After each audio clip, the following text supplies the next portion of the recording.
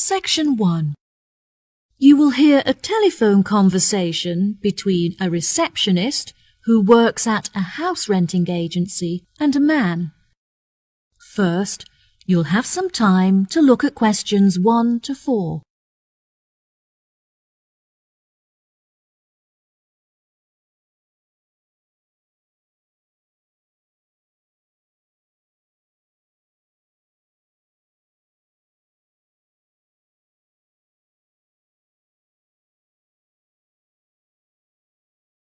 You will see there is an example that has been done for you. On this occasion only, the conversation relating to this will be played first. Hello, how can I help you today? Yes, hello. I'm just phoning you as I have seen an advertisement on your website for a property that I'm interested in renting.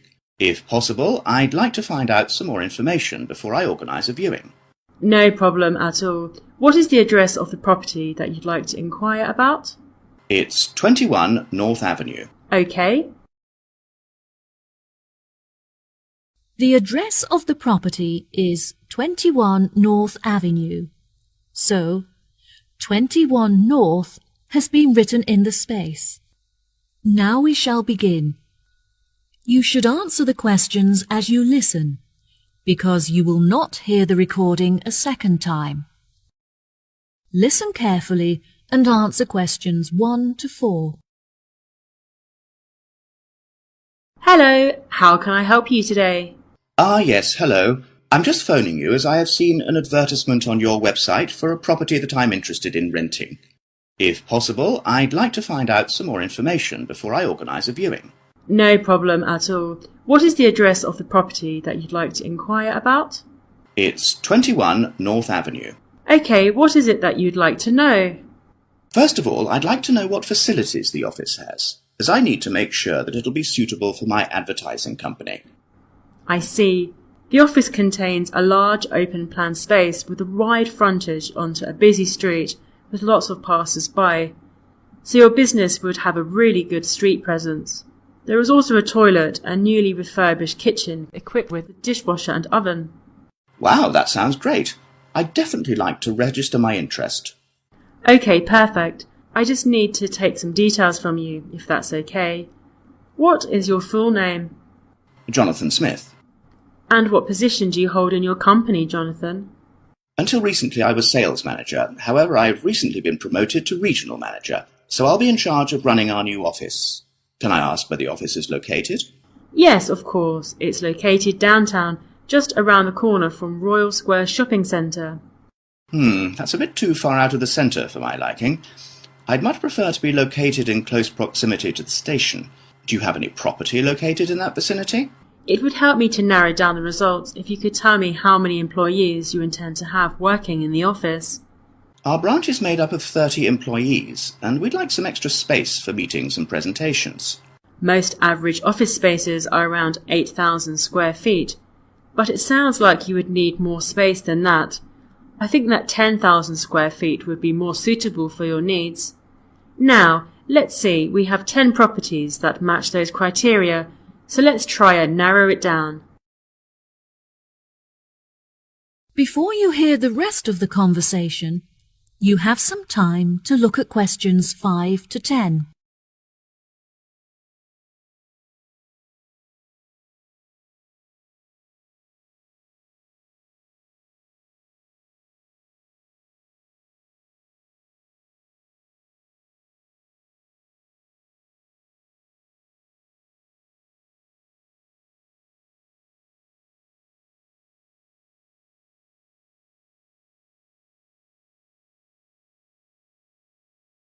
Now listen and answer questions 5 to 10. Do you have any other requirements? Well, we'll need access to the office 12 hours a day, but security should be 24-hour. We don't hold any money on the premises, but it's crucial that we protect our customer information against theft. Okay, anything else? Yes, ideally I would prefer the new office to be split over 2 levels, so that the working office area is kept separate from street level. That will enable us to locate a reception at ground floor level to welcome customers when they arrive. And are there any particular facilities that you need? Our employees work very hard throughout the day, and I want to make sure that they're well nourished. It would therefore be ideal if I could provide them with a kitchen to cook hot meals at lunchtime. Would you want the kitchen to be located at first floor level with the office? No, I don't want the office to be filled with the smell of food. It would be better if the new office had a basement where we could locate the kitchen and staff room area to keep it at arm's length from the workspace. Okay, I have now narrowed the search to 2 available properties. Do you have any other requirements that could narrow our search down to 1 result? All of our office staff will be working at desktop computers, so I'll need the office to be equipped with at least 40 power sockets if possible. Anything else? Studies have shown that exercise is very important for maintaining happiness and healthy brain function. In an office environment, it's very difficult to get sufficient daily exercise, so it would be great if they had access to a nearby exercise area. One of the available offices is located next door to a gym. Would this be suitable? Yes, absolutely. A gym is exactly what I was thinking of. Brilliant. Do you need the office to be furnished? I don't think so. I already have some furniture, so I would prefer to bring this myself. That's no problem at all. And before I forget, we will definitely require Wi-Fi access, as much of our work and customer recruitment is carried out online. No problem. It sounds like the property will suit your needs perfectly. I've taken the liberty of booking you a viewing at 3 p.m. on Thursday, so you can see it for yourself. Is there anything else I can help you with today? No, I think that's all the information I need. Thanks very much for your help. No problem. It's been my pleasure to be of assistance. Goodbye. That is the end of section 1. You now have half a minute to check your answers.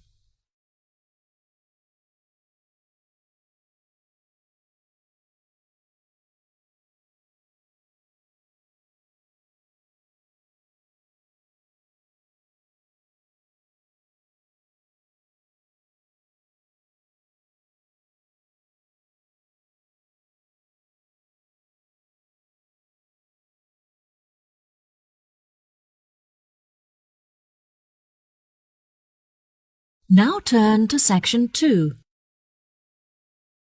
Section 2. You will hear a tour guide giving a talk about a relaxation centre.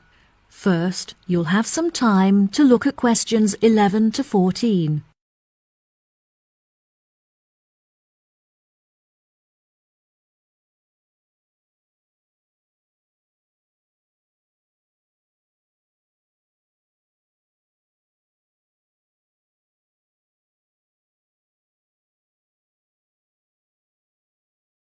Now listen carefully and answer questions 11 to 14. Hello everyone, my name is Sally. Welcome to our globally renowned spa and relaxation centre here at Island View Estates. Before you all wander off and begin exploring the facilities, I'd like to go over a few things. Now, this year is a very special milestone for our beloved centre, as it is our 25th anniversary. I understand that this means you have all paid an increased price for your tickets, but I can promise that all of the events we have scheduled for your enjoyment will make the costs well worth it. I know that all of you have travelled a long distance to make it here to the centre of the New Forest, but it is thanks to its remoteness that our centre is such a beautiful place to relax. I'm sure you are all keen to find out what activities we have arranged for you, so I will give you a quick overview. Tomorrow we have arranged for you all to participate in a yoga session for the duration of the morning, followed by a day of relaxation at the pool, where we have ample sun umbrellas to protect you from the sun. On Wednesday, we have organized a sightseeing hike through the forest, where you will be able to test your navigation skills and witness the wild ponies in their natural habitat. It's forecast to be sunny that day, but I recommend that you all bring rainproof clothes just in case. On your last day, we have a special surprise, a pony trek along the beach. We ask that you all wear full-length trousers and that all women have their hair tied up in a ponytail. Helmets are provided at the center for those who would like to wear one. There are a couple of beautiful attractions here at the center that you must all be sure to visit before you leave. The Rose Garden, located just at the corner of the property, is home to many indigenous species and is beautifully serene and peaceful, the perfect place to collect your thoughts or read a book. Our sunset boat ride has been the favorite attraction for many of our visitors. Simply hop aboard and relax whilst we sail you out into the open sea to witness one of the most beautiful spectacles that nature has to offer. Last, but certainly not least, is the freshwater pond, which serves as a watering hole of sorts. Some of you may even be lucky enough to spot our resident kingfishers, who are members of a very rare and endangered species. Once you have all unpacked and settled into your rooms, we will be taking you out to the neighboring island for a bonfire and barbecue dinner. The island is very small, and the bicycle trails make it very easy to explore all of its beautiful corners. As the island is entirely separate from the mainland, it has never been inhabited by wildlife, so you can all roam freely and safely. We have some bonding exercises for you all to take part in around the bonfire, where you can potentially make new friends and discover a lot about yourself. Before you hear the rest of the talk, you'll have some time to look at questions 15 to 20.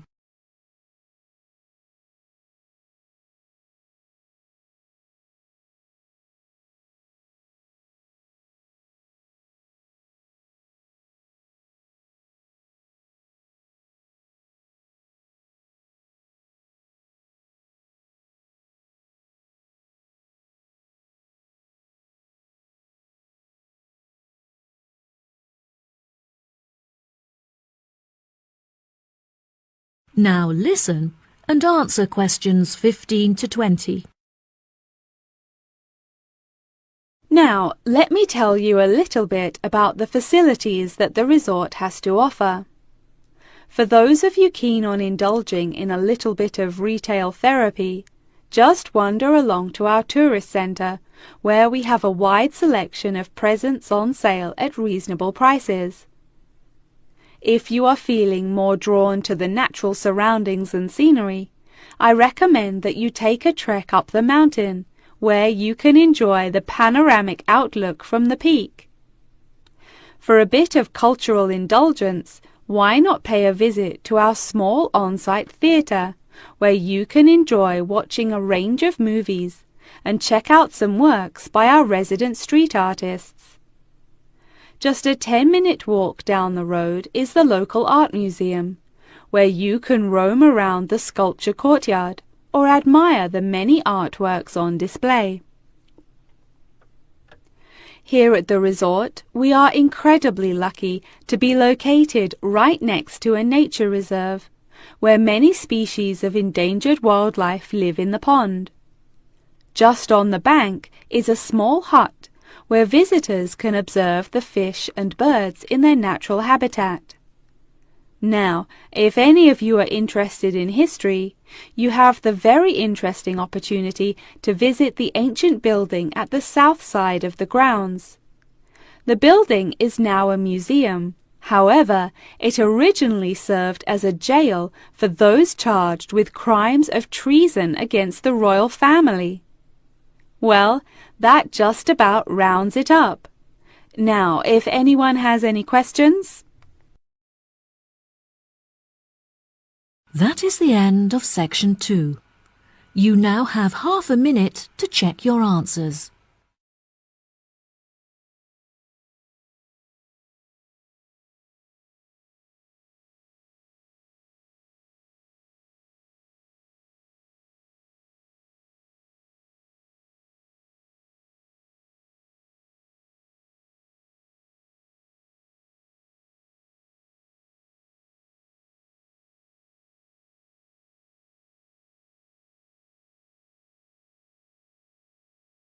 Now turn to Section 3. Section 3.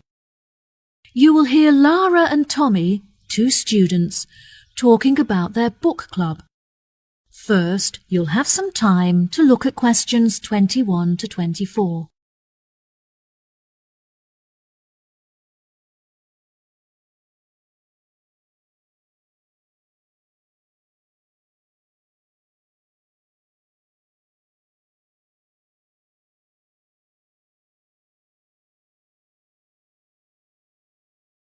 Now listen carefully and answer questions 21 to 24.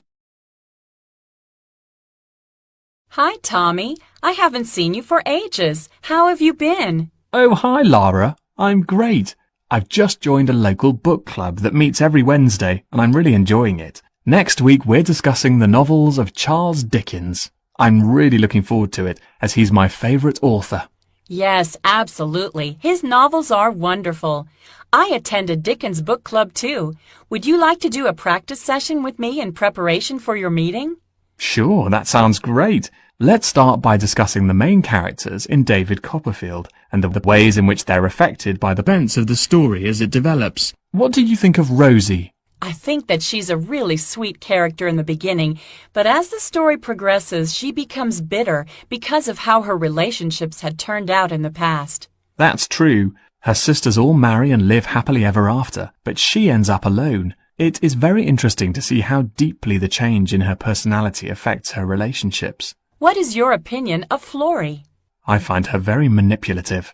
She seems intent on seeking attention, so whenever she wants something from her family members, she persistently acts in a very silly manner, just like a kid. Unfortunately, many people do not realize this, and so they give her the attention that she's seeking, which only encourages her to continue behaving this way. Yes, Florrie is the complete opposite of Lizzie. Lizzie is very sensitive, and she has a true perceptiveness into how people are feeling and how they behave, which enables her to act appropriately towards them. She is very kind and generous and cares about how people feel. That's true, and I really like her character too. My least favourite character is Estelle, because she acts so selfishly and gets enjoyment from making others suffer. Unfortunately, there are many people like her in the world who intend to make others feel like this. It's interesting how you can associate so many of the characters with people that you know in real life. I think that the reason why Dickens is so good at creating deep and believable characters is because he understands human mentality. Before you hear the rest of the conversation, you'll have some time to look at questions 25 to 30.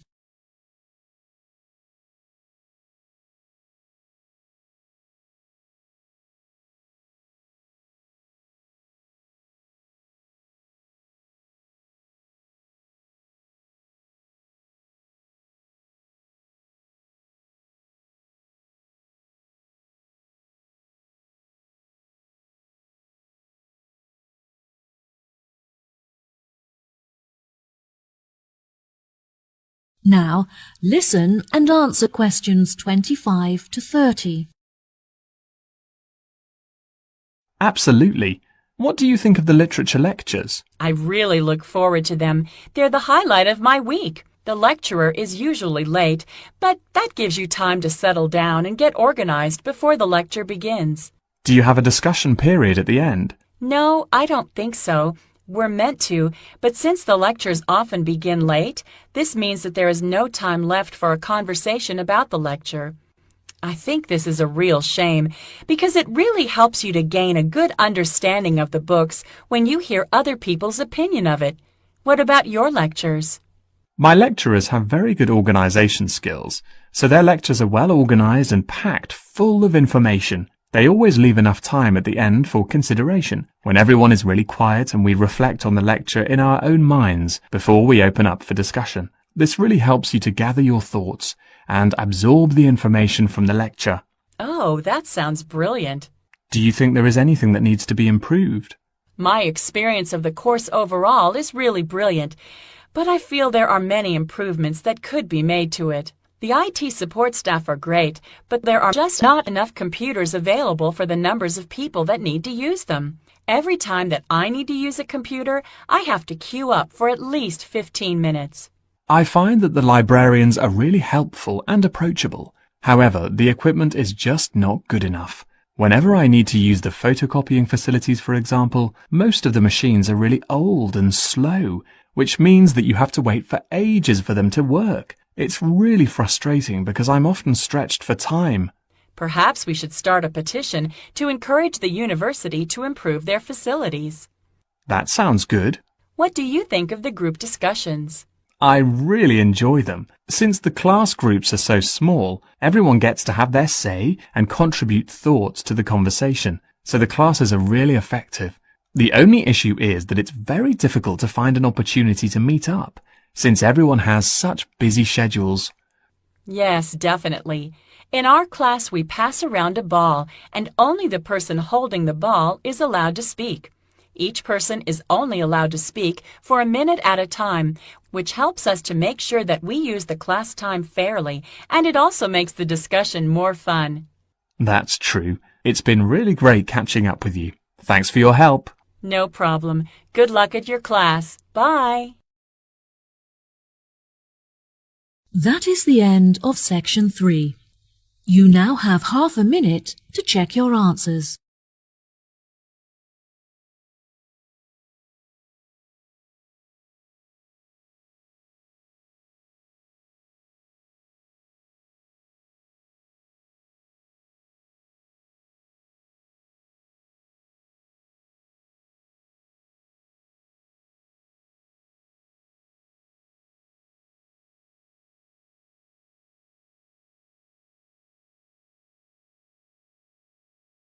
Now turn to section 4.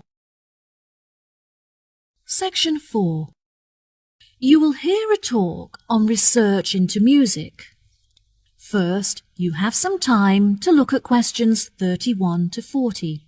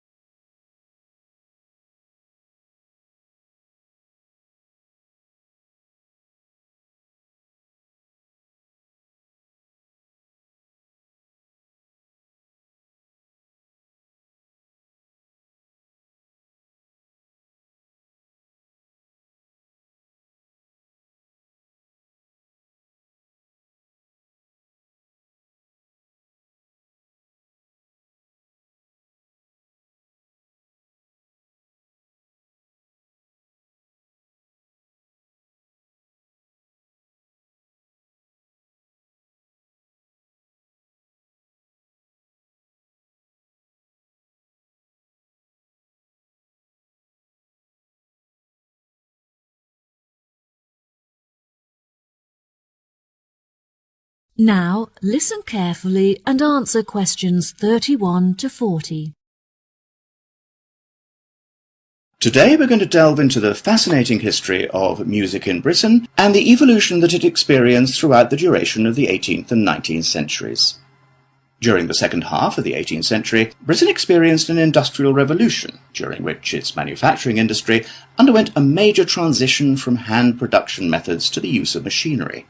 This sudden boom in the industry drew thousands of people into the cities, where they knew they'd be able to find jobs in the factories, working with or maintaining the machinery. This sudden influx of people into the cities did not just come from the surrounding countryside, but also from other poorer nations in search of a better life. Between 1800 and 1900, the population of England increased by 4 times. This mass immigration from different nations and areas of the country resulted in a variety of cultural influences meeting and mixing to form a new, more diverse culture. With this new culture came a new style of music. Prior to the Industrial Revolution, music had originally been written to reflect the hard, labour-intensive life in all kinds of industries when all work had to be done by hand. Most people resided in small rural communities where their lives revolved around farming. Life for the average person was difficult, as incomes were meagre, and malnourishment and disease were common. Despite the difference in nationalities of the people and the variety of musical genres, all of the music shared one common language, English. As many were unable to write, the songs were a means for the people to give voice to their experiences and feelings about their hard and laborious jobs. Most of the music written by the workers during this period has been lost as a result of illiteracy and the wear of time. Now, you may be asking yourselves how these small musical works were formed. The roots of most of these groups can mostly be traced back to the younger members of the working classes, who were perhaps rebelling against the inferiority of their living and working conditions compared to those of the upper classes. Young performers would often lead these musical trends, usually possessing a great talent for singing or playing particular handmade instruments. As time progressed into the 19th century, these musical groups had gained much notoriety and would hold small performances in the street for all to watch. It was perhaps their blind optimism and rebellious spirit that led them to become so popular with their audiences, which were usually made up of the poorest of the poor. Despite efforts by the upper classes to put an end to these musical traditions, they continued to gain popularity and flourish. By the late 1870s, they had evolved past the barrier of the social echelons and gained access to the middle class. Performances were held in proper establishments such as village halls, and some were even ticketed, with audiences paying a fee for the privilege of watching. Music produced by these groups were better recorded, and some is still preserved today in museums. The music of these groups may not exist in the present day, but its influences are still clear if you look closely enough. In classical culture, for example, many of the themes and theatrical performances are still based on the lives and experiences of the working classes both prior to and following the Industrial Revolution. The novel entitled Les Miserables by Victor Hugo, for example, is a novel about the French working classes and is still widely popular today. The original recordings of the music written during these periods are now hugely valuable due to the demand from avid collectors and enthusiastic fans. Many of these recordings are publicly owned and displayed in museum exhibits. However, a selection are still privately owned and occasionally appear for sale in auctions, often reaching prices in the hundreds of thousands. Well, that just about wraps the lecture up for today, so if anyone has any questions... That is the end of section 4. You now have half a minute to check your answers.